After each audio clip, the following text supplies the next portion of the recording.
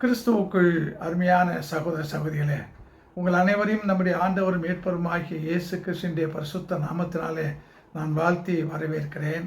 இன்றைக்கு எண்ணம் போல் வாழ்வு, life is as per our thought, இந்த தலைப்பிலே ஒரு தியானத்தை நான் செய்கிறேன். இந்த தியானத்தை நான் செய்வதற்கு முன்னதாக உங்களை அன்போடு நான் கேட்டுக்கொள்வது, நீங்கள் இந்த தியானத்தை கேட்ட பின்னதாக அடுத்தவருக்கு அனுப்பி அவர்களும் இதை கேட்கும்படியாக உதவி செய்ய உங்களை அன்போடு கேட்டுக்கொள்கின்றேன். நாம் எல்லோரும் திருமறை படிக்கிறவர்கள். திருமறையை படிக்கும்போது உயர்ந்த எண்ணத்தினாலே உயர்ந்த வாழ்க்கையை பெற்றவர்கள் ஏராளம் உண்டு. ஆனால் நான் நேரத்தை கருதி 3 பேரை மட்டும் இன்றைக்கு தெரிவு செய்திருக்கிறேன். அந்த 3 பேரையும் கூட 3 தலைப்புகளிலே நான் உங்களோடு பகிர்ந்து கொள்கிறேன். முதல் தலைப்பு அருமையான எண்ணம், 2வது தலைப்பு இனிமையான எண்ணம், 3வது தலைப்பு புதுமையான எண்ணம். முதல் தலைப்பாக சொன்னேன் அருமையான எண்ணம். நாம் ஆதியாகமம் புத்தகத்தை அதிலே 5ஆம் அதிகாரத்தை படிக்கும்போது ஏனோக்கு என்பவரை பற்றி படிக்கின்றோம். 22ஆம் வசனத்தை நாம் பார்த்தால் அங்கே ஏனோக்குக்கு பிள்ளைகள் இருந்தார்கள். அப்படி என்றால் ஏனோக்குக்கு குடும்பம் இருந்தது. குடும்ப பொறுப்பையும் அவர் சிறப்பாக செய்தார். நாம் எங்கேயும் படிப்பதில்லை குடும்பத்தை விட்டு ஏனோக்கு கர்த்தரோடு நடந்தார், ஜீவித்தார் என்று சொல்லி நாம் படிப்பதே இல்லை. ஏனோக்கின் இடத்திலே நாம் காண்கின்ற அருமையான உயர்ந்த எண்ணம் என்னவென்றால், அவருக்கு கடவுள் கொடுத்த அந்த குடும்பத்தை, தன்னுடைய மனைவியை, தனக்கு கடவுள் கொடுத்த பிள்ளைகள் எல்லாரையும் மிக அருமையாக அவர் பார்த்தார், வளர்த்தார், பராமரித்தார். பைபிளிலேயே அதிக ஆண்டுகள் வாழ்ந்தவர் மெத்துசாலா. அந்த மெத்துசாலாவை பெற்றவரும் ஏனோக்கு தான். எனவே இப்படிப்பட்ட உயர்ந்த காரியங்கள் ஏனோக்குக்கு உண்டு. அப்படிப்பட்ட குடும்ப பொறுப்பை அவர் செய்தும் ஆண்டவரை நினைப்பதை மறந்து விடவில்லை. இன்னும் சரியாக சொன்னால் ஆண்டவருக்கு அதிகமான நேரத்தை கொடுத்தார் என்று சொல்லி நாம் படிக்கின்றோம். ஏனோக்கு இந்த உலகத்தில் வாழ்ந்தது 365 ஆண்டுகள். அதில் 300 ஆண்டுகள் கர்த்தரோடு அவர் வாழ்ந்தார், ஜீவித்தார் என்று சொல்லி நாம் படிக்கிறோம். அப்படி என்றால் வாழ்க்கையினுடைய பெரும் பகுதியை ஏனோக்கு கர்த்தரோடு செலவிட்டார். அப்படி கர்த்தரோடு வாழ வேண்டும் என்ற அந்த உயர்ந்த எண்ணம் அவருக்கு இருந்ததினாலே அந்த உயர்ந்த எண்ணத்தை பார்த்த கர்த்தரும் ஏனோக்கை கைவிடவில்லை. நாம் ஆதியாகமம் 5ஆம் அதிகாரம் 24ஆம் வசனத்தை பார்க்கும்போது இப்படியாக ஏனோக்கு கர்த்தரோடு வாழ்ந்து கொண்டிருந்த போது, கர்த்தருக்கு அதிகமான நேரத்தை கொடுத்து வாழ்ந்து கொண்டிருந்த போது, ஏனோக்கை மரணத்தை காணாமல் கர்த்தர் எடுத்துக்கொண்டார், பரலோகத்திற்கு அழைத்து கொண்டார் என்று சொல்லி நாம் படிக்கின்றோம். அன்பான சகோதர சகோதரிகளே, உயர்ந்த எண்ணங்கள் நிச்சயமாக உயர்வையே கொடுக்கும். அதற்கு ஏனோக்கு ஒரு நல்ல வாழ்க்கை பாடமாக நமக்கு இருக்கிறார். இன்றைக்கு நாம் வாழ்கின்றோம், நமக்கும் குடும்பங்கள் இருக்கின்றன. அநேகர் சொல்லக்கூடிய காரியம், குடும்பம் இருக்கிறது, குடும்பத்தை பார்க்க வேண்டும், பிள்ளைகளை பார்க்க வேண்டும், மனைவியை பார்க்க வேண்டும், கணவனை பார்க்க வேண்டும், ஆகவே ஜெபத்திற்கு வர முடியாது, உபவாச கூட்டத்திற்கு வருவது கஷ்டம் என்று பலர் குடும்பத்தை சொல்லி அந்த செயல்களிலிருந்து தங்களை விடுவித்துக் கொள்கிறார்கள். ஆனால் ஏனோக்கு அப்படி அல்ல, குடும்பத்தையும் பார்த்தார். குடும்பத்திற்கு செய்ய வேண்டிய எல்லா காரியத்தையும் மிகச் சிறப்பாக செய்தார். அதே போல கர்த்தரோடு இருக்கக்கூடிய நேரத்தையும் அதிகப்படுத்தி அதையும் சிறப்பாக செய்தார். அவருடைய எண்ணம் உயர்ந்த எண்ணம். அந்த உயர்ந்த எண்ணம் அவருக்கு கொடுத்த பரிசு என்ன? இந்த உலக வாழ்க்கையில் எல்லாரும் மரிப்பார்கள். அந்த மரணத்திற்கு பின்னதாக அடக்க செலவு, ப்ரேயர் மீட்டிங் செலவு என்று சொல்லி செய்ய வேண்டும். ஆனால் ஏனோக்குக்கு எந்த செலவும் இல்லாமல் கர்த்தர் அவரை பரலோகத்திற்கு நேரடியாக அழைத்து கொண்டார். உயர்ந்த எண்ணம் இருக்கும்போது உயர்ந்த வாழ்வு, உயர்ந்த நிலை நமக்கு கிடைக்கும் என்பதை ஏனோக்கு நமக்கு சொல்லிக் கொடுக்கிறார். அடுத்ததாக நான் சொன்னேன், இனிமையான எண்ணம். நாம் யோபுடைய புத்தகத்தை படிக்கும்போது யோபுவுக்கு இருந்த எண்ணம் உயர்ந்த எண்ணம், அது இனிமையான எண்ணம். யோபு சாத்தாண்டிய சோதனையினாலே எல்லாவற்றையும் இழந்து விட்டார், சுகத்தையும் கூட இழந்து விட்டார். அப்போது யோபுடைய மனைவி யோபுவை பார்த்து, இன்னும் கடவுள் கடவுள் என்று சொல்லி கொண்டிருக்கிறீரே, கடவுளை சபித்து உன் ஜீவனை விட்டுவிடும், மரித்து போ என்று சொல்லுகின்ற அந்த வார்த்தையை யோபு கேட்டு, மனைவி சொல்வது சரிதான், எல்லாம் போய்விட்டது, இனிமேல் என்ன கடவுள் என்று மனைவியின் பேச்சை கேட்டு, ஏவாளின் பேச்சை கேட்டு ஆதாம் செய்ததைப் போல யோபு செய்யவில்லை.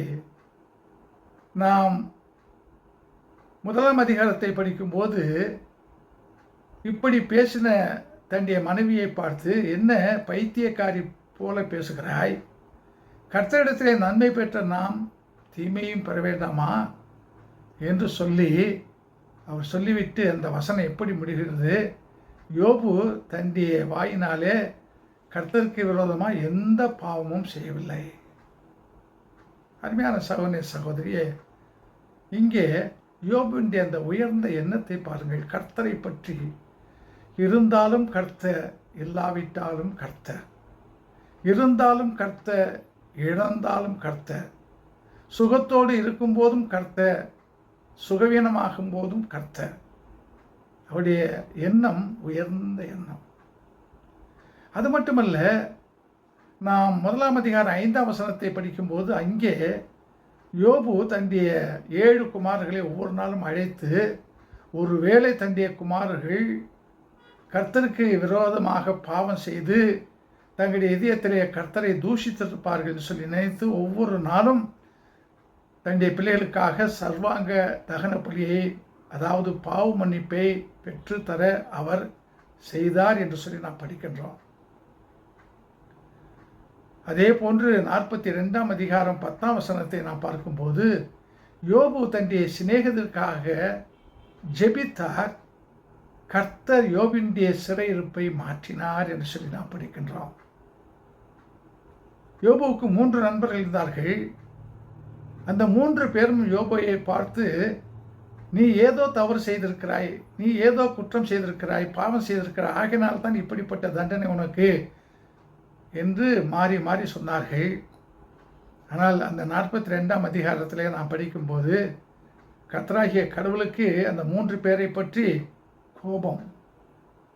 கர்த்தர் சொல்கிறார், நீங்கள் 3 பேரும் என் தாசனாகிய யோபு பேசினதை போல பேசவில்லை. எனவே இங்கே நாம் பார்க்கிறது, கர்த்தருக்கு கோபம் உண்டாகக்கூடிய அளவிற்கு யோபுவை பற்றி 3 நண்பர்கள் பேசினார்கள். அப்படி பேசினவர்களுக்காக யோபு ஜெபம் செய்தார். என்ன உயர்ந்த எண்ணம் பாருங்கள்.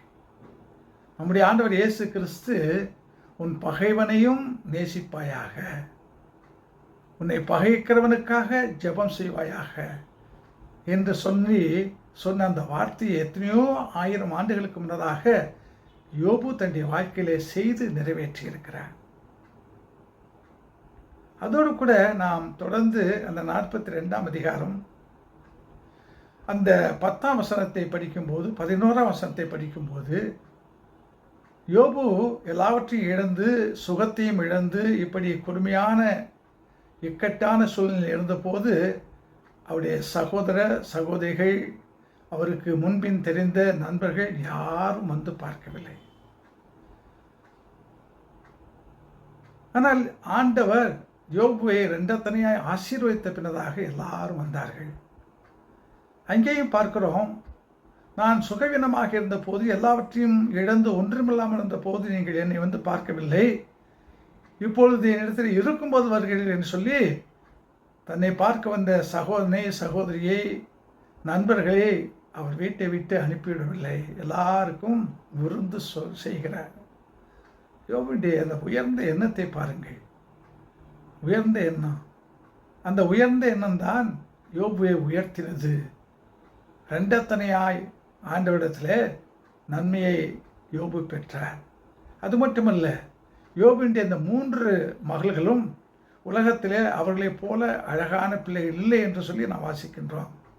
எனவே உயர்ந்த எண்ணங்கள் இருக்கும்போது நாம் உயர்கிறோம், நம்முடைய குடும்பம் உயர்கிறது, நம்முடைய பிள்ளைகள் ஆசீர்வதிக்கப்படுகிறார்கள், உயர்த்தப்படுகிறார்கள். இது யோபு நமக்கு கற்றுக் கொடுக்கிற பாடம். எண்ணம் போல் வாழ்வு அமைகிறது.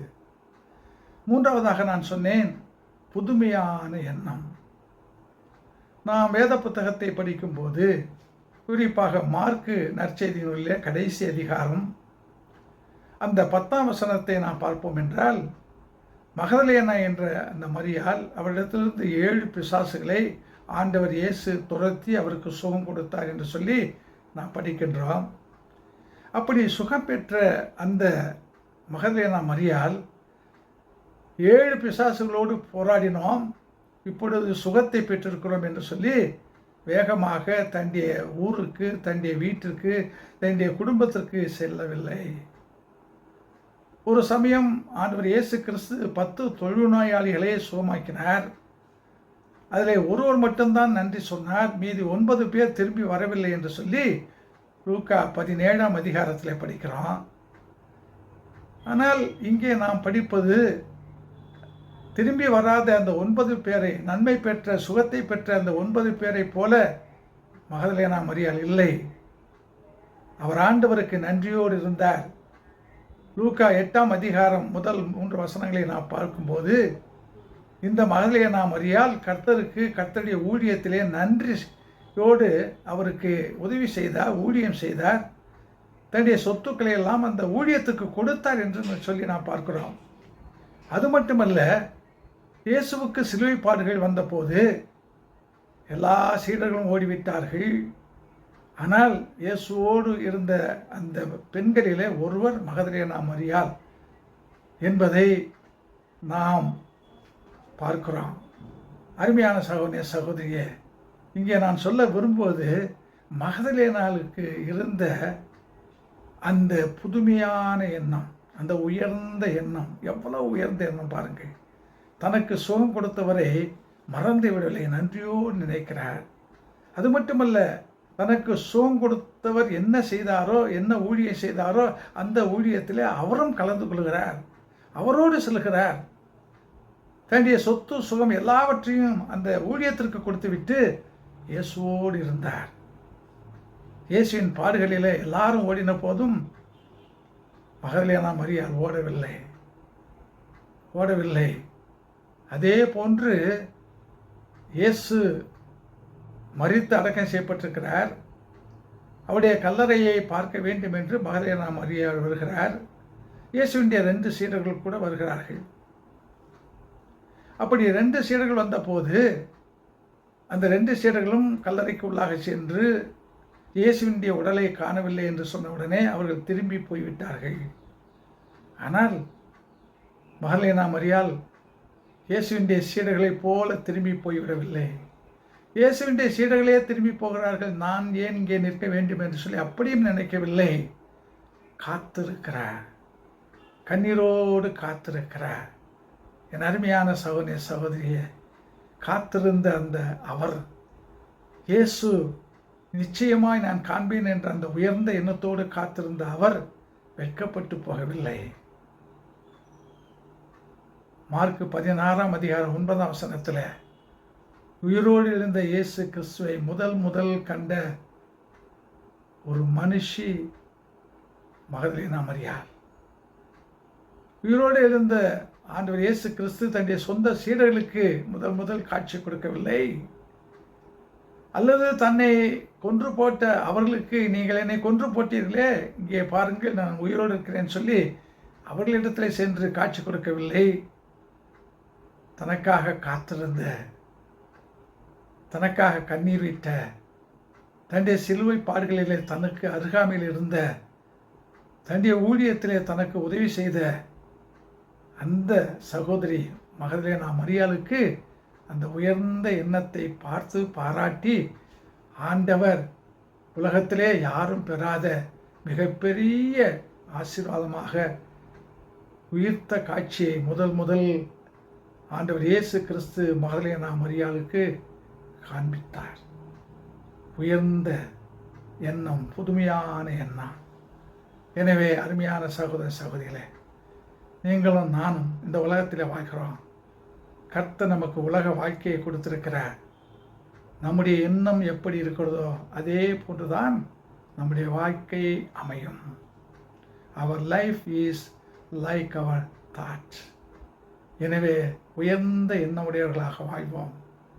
உயர்ந்த நிலையிலே இந்த உலக வாழ்க்கையை அனுபவித்து வாழ்வோம். அதற்கு ஆண்டவர் துணை செய்வார். ஆமென்.